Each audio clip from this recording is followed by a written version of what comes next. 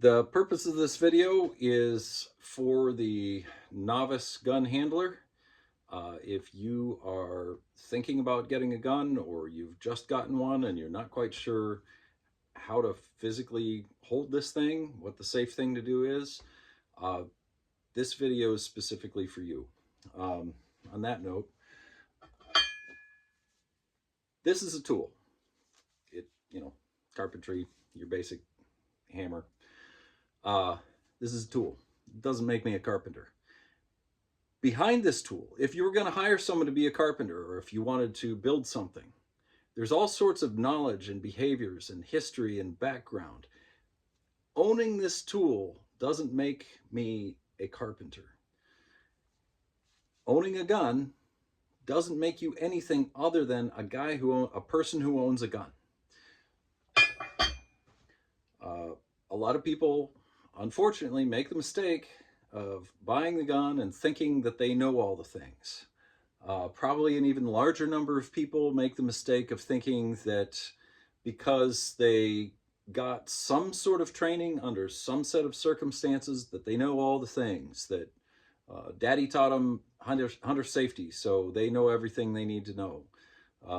Maybe police academy, maybe you got training at a police academy and therefore you know everything you need to know, or the military, whatever the context was. You got training from a specific person who had a specific context in which they were expecting guns to be used. That can change depending on who you are. And just because they know what to do with a gun for them in a specific context doesn't automatically transfer to you. So this training that I'm about to give to you will explain exactly what to do and why other training programs may not be up to snuff for you. It doesn't mean that anybody else is bad. It just means that for you, you can figure these things out. All right. The first thing you need to know is that there is a history of gun training in which there are 4 standard rules of gun safety. You need to know these. I don't think they're adequate. And so what I'm going to do in the further part of this video is explain to you why I think they're inadequate and ask you to go a level beyond. These 4 rules are, I believe, poorly written, but you should know them and you should understand the intent and you should follow all of the things in them that they intend. My main critique is just that they don't include enough safety opportunities, that you can have more than they include. And I think they're poorly written and confusing, so I'm going to explain them. The first rule of gun safety is treat all firearms as if they're loaded and always know the condition of your weapon. I find this super confusing because as a beginner, you're being told to treat the gun as if it's loaded, but the whole point is that you don't know how to treat a gun as if it's loaded or unloaded. It kind of implies that if it's not loaded, that somebody might do different behaviors. And the other half of it is always know the condition of your weapon. What does that mean? What's a condition? Turns out it means knowing whether or not there's ammunition in it. This rule is very confusing. You should memorize it because people are going to look for this touch point to understand whether or not you intend to engage in safe behaviors. And you should go with the intention of it, which is to always treat the gun as if it's unsafe. That's what the rule is actually trying to tell you. Always treat the gun as if it's unsafe. Yes, you should do that. The second standard rule is keep your finger off the trigger until you have your target sighted in and you're making the decision to shoot. No notes. This is a good behavior. You should follow it. No added information that I have. Number 3, the standard rule of gun safety number 3 is never point a gun at anything you don't intend to destroy. That's confusing. If you're cleaning a gun, you're going to point it at the wall. You don't intend to destroy the wall. That's not the point. If you're carrying a hunting rifle down, pointing at the ground, you're not intending to destroy the ground. Don't point a gun at something that you're not okay with hurting. So if you point it at the wall, you might have to do some repairs, worst case scenario, but you wouldn't point it at a propane tank because that might be a critical just moment of destruction. Uh, anyway, again, remember these. Number 3 is never point a gun at anything you don't intend to destroy. Number 4, know your target, what's behind it, and what's to the sides. This one, again, no notes. These are behaviors you can undertake, and you should. Uh, Before you take a shot, know what the target is, and also understand that the things to the side and to the back may be in danger. If you miss your shot, you might hit something else. And so you need to know what those things are. All right, those are the 4 standard rules. You should memorize them. Be prepared to repeat them if you end up in a range or with an instructor somewhere. You should know these rules because they are going to look to them as a touch point for an indication that you are willing to engage in safe behaviors and you want to communicate that to them. And so you can say, yes, I know the 4 rules and I can repeat them. You should get there. And if you don't repeat them exactly word for word, that shouldn't matter. You should know the substance of the 4. All right. Now here are my rules, which include all of those, but go a bit beyond. Number 1, above all, gun safety is not a thing you do once. Gun safety is an ongoing series of behaviors and choices that you do. And the goal of these behaviors and choices is so that you set yourself on a continuum from down at the bottom where you are most safe with regard to a gun, and you can make a series of choices and behaviors to get up to a point where you have chosen deliberately to reduce the safety and you are far more likely to be in a situation where a gun goes off. Hopefully in a way that you are intending to. But you have these choices and behaviors that you can make to bring yourself up and down on the scale. Nobody is 100% safe, as I made in a prior video, because even if you make all the choices to try to get away from them, you can still be in a situation where somebody introduces a gun into your life. Nobody is at absolute zero here. And ideally, you would know some choices that you can make to deal with a situation if and when a gun is introduced into your life. All the way up here, you have people who spend a lot of time on ranges. They might be doing a ton of effort to make themselves more safe, but the choice to be around guns on a regular basis does create a daily condition of being more unsafe by choice. You can also have people who do stupid things like putting a pistol under the couch, and that's extremely dangerous, and it puts you all the way up here. So there are wise things to do up here, also unwise things to do up here, and ongoing series of choices and behaviors. And when you discover that conditions have changed, you can make different decisions. That's my first rule. Number 2, and again, this is missing from the standard 4 rules. Consider not having a gun. And even if you made a choice in the past to have a gun, you can decide today to not have a gun. You can decide to get rid of them permanently, or you can decide to just never again have one. You don't have to make this choice. I'm not pushing anybody to make any specific choice. I am saying that there are a lot of people who pass through a time in their life when they, for that period, should not have a gun. And in the gun training, we need to make the point that you're making an ongoing series of choices to continue to own and possess that gun every day that goes by. You can change that choice, and some of us should from time to time. Enough about that. All right, number 3, trigger discipline. And I'm gonna display a gun now. Let's go with what I have here is a Taurus PT709. This is a semi-automatic 9mm pistol. As you can see, I have both hands on the gun. It isn't practically realistic to always have both hands on a gun, but if you can, there's no particularly good reason to not have both hands on the gun. It's a good thing to do. And what I really want you to notice right now is that I am not touching the trigger. As I am putting my hands on this gun, there are many ways you can hold it. such that you do not come in contact with the trigger. Some of these are a little safer than others. Some of them make a little more sense. But what I'm trying to get you to see is there's more than one way to pick up a gun, and you can do lots of things that don't involve putting your finger on the trigger.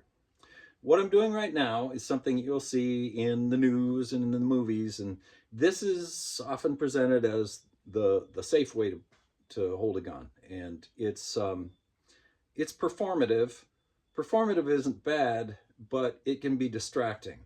What I'm saying here is this kind of gets presented as if it's the safe way to hold a gun. This is a safe way to hold a gun. It's a safe way to hold a gun because your finger isn't on the trigger. It's not the only safe way to hold a gun. This is also a safe way to hold a gun because my finger's not on the trigger. That's the point. The finger is not on the trigger. That's what you should see. It doesn't matter that somebody does this. If somebody tells you this is the only way to hold a gun, they're just wrong. Also, this method of holding a gun puts you in a position where you might by accident, if you're running around or getting distracted by things, it's easy for your finger to slip down. So you also want to think about how you're holding the gun in the context of what's happening around you and adapt to that. You can, for example, cover the trigger with your hand this way. That might be safer in a particular context. Just understand that one of the choices you can make is whether to put your finger on the trigger, which I still haven't. You can choose to put your finger on the trigger. You can choose to not put your finger on the trigger. This is called trigger discipline. This is rule 3. Choose. You make a series of choices and behaviors, and the choice and behavior I am doing now is I am not putting my finger on the trigger. This is a choice and decision you make on an ongoing basis. This one is extremely important. That's number 3. Okay. Number 4, and this is what's intended in that first standard rule of handgun behavior, or of firearm behavior. Saying it so wrong. Rules of firearm safety. In that first one, they say always know the condition of your gun. Such a confusing way to say it. What they're saying is you should know whether there's ammunition in here. So, with this particular type of gun, there's a magazine here. The ammunition would be held in here. There isn't any at the moment. This yellow thing indicates that there's no ammunition in here. Okay, so by removing this, I have removed ammunition from the gun, or I can see that there is none here. And then the next behavior you do is you rack the gun, you pull it back, and this hopefully would pull any further ammunition that's already loaded into the chamber from the gun. But you do not trust the extractor to do this. And so the next thing you do is you actually look inside. You look inside the chamber. You can, when you open a gun like this, you can see whether there's a round of ammunition in there. And so you visually check. It is also possible, and this is a good behavior, to stick your finger in there. It's a little easier on some guns, and on this one maybe not. Do you need to do every check on every gun? You know, that's up to you. That's your choice and your behavior. The point is you do a series of behaviors to determine whether or not there's ammunition in the gun. This is ammunition discipline. Figuring out whether there's ammunition in there and making a conscious choice about whether you want to have it in or not. For example, one choice I can make is either put the magazine in or not. If there's a magazine in it, it's harder for me to know if there's ammunition in there. If the magazine is out of it, at least I can count on no more than one round being in here. But the point is, do the checks and try to empty it unless you have a reason to have ammunition in there. So that's my step 4, is ammunition discipline in the firearm. All right, number 5, muzzle discipline. Now this one is extremely important. They all are.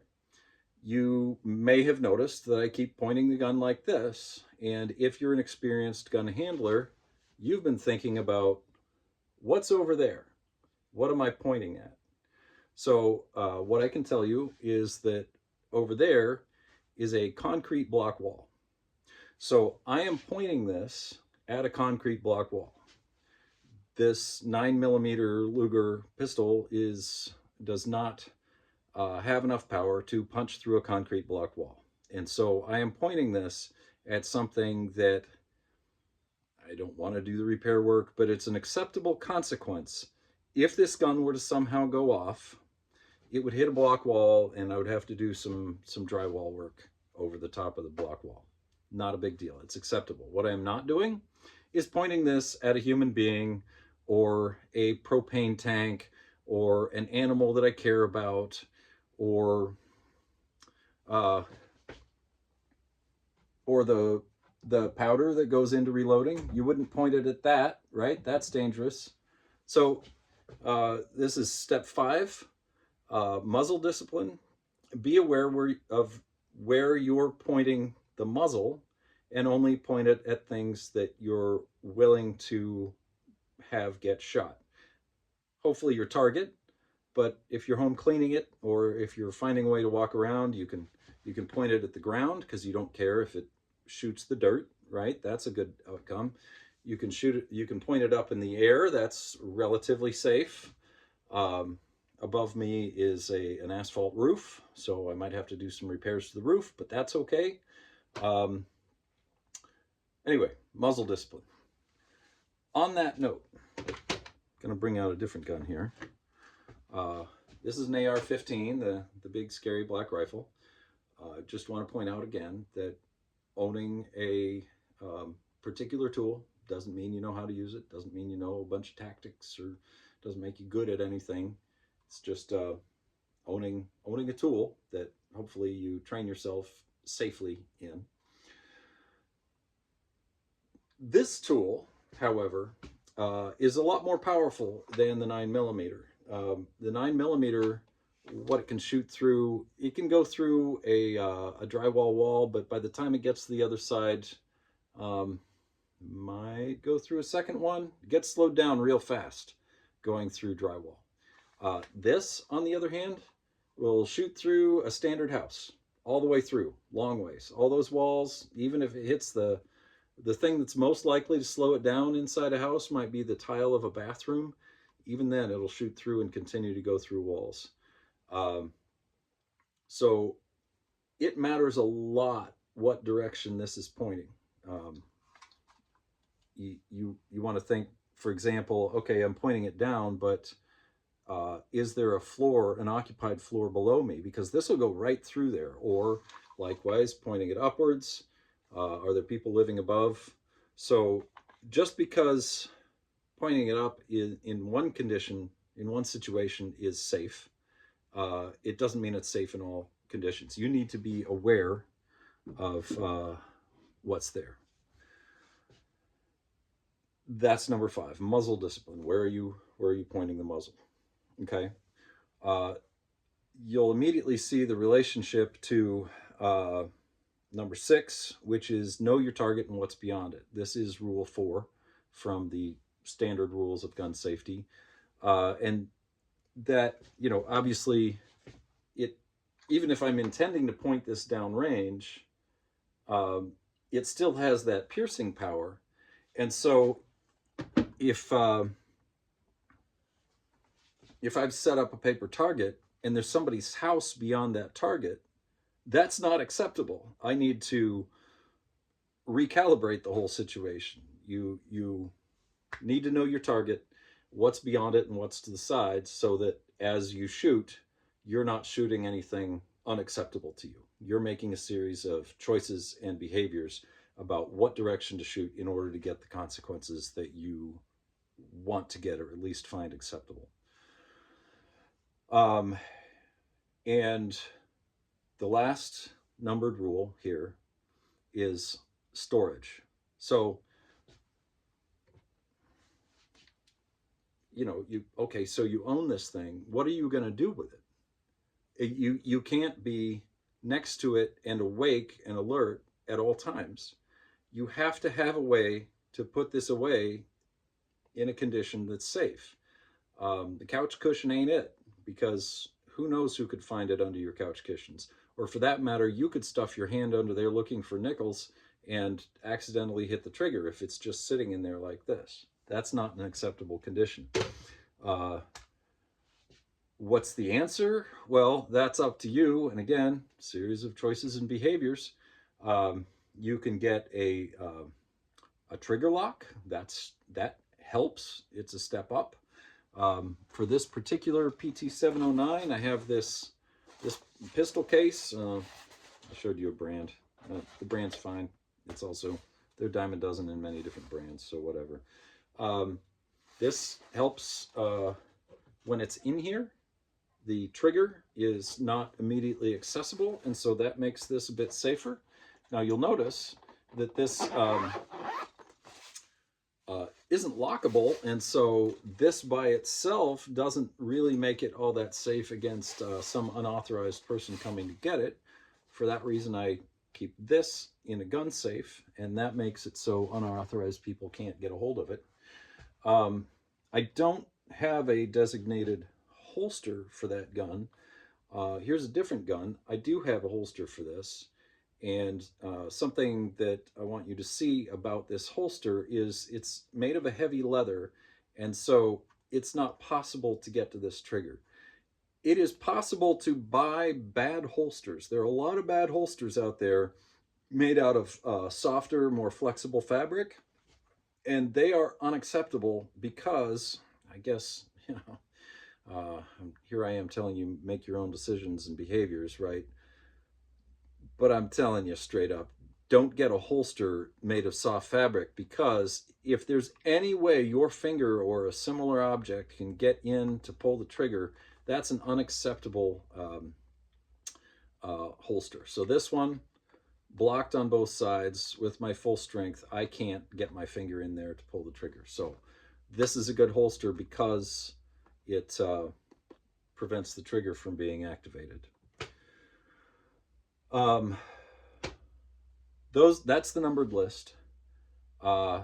This is not the end. There are dozens, maybe hundreds, conceivably thousands of choices you can make that ratchet you from most safe up to least safe. And these, you can set yourself here. There's overlapping choices. There's things like owning two safes, and you put your ammunition in one safe and you put your firearms in a different safe. You can choose whether to own ammunition. If what you have is a family heirloom, maybe you just don't own any ammunition for that gun. I think I made the point that if it's family heirloom, you can also stick it in a safe deposit box at the bank. If you're not ever going to use that as a gun and you really just need to own it for your family heritage, stick it in the bank.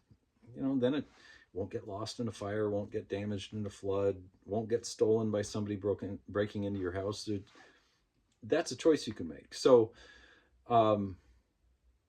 this is something for constant review, to make all of these decisions and then review each of these decisions on an ongoing basis. That's gun safety. Let's just walk through them. It's a series of behaviors and choices that are regularly reviewed, number one. Number two, consider not having a gun, temporarily or permanently. Nobody is forced to have one. Even if it's your job, you can take a leave of absence or quit. Number three, trigger discipline. Don't put your finger on there unless you're ready to shoot. Don't do it just for fun or to show off, or don't make a habit of it. Make a habit of not doing that. Number four, ammo discipline. Check every gun every time you touch it so that you know whether or not there's ammunition in there, and make a choice about whether or not you want to have ammunition in there. If you're not trying to shoot anytime soon, take it all out. Just don't have it in there. That's your ammo discipline. Number five, muzzle discipline.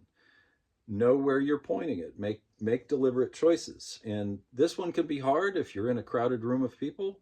That's what holsters are for. If it's in a holster and it's pointing down at the floor, or if it's in a bag that's set against the wall so it's pointing into the corner, these are safer choices you can make. Muzzle discipline can be hard, but it's solved by putting the darn thing away.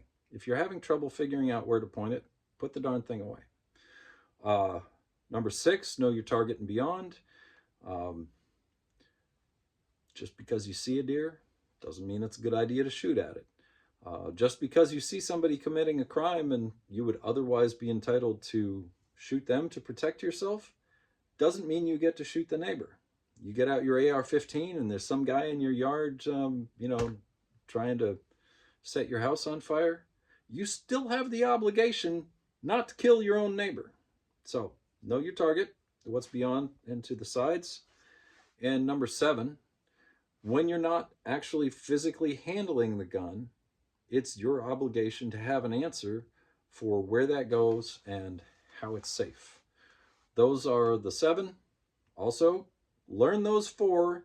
Be ready to the first standard 4. Learn them. Be ready to parrot them, because that's what your instructor is going to look for. But to keep yourself safer, to keep your integrity of you making your choices for you, follow the rest of what I've said. That's your basic gun safety.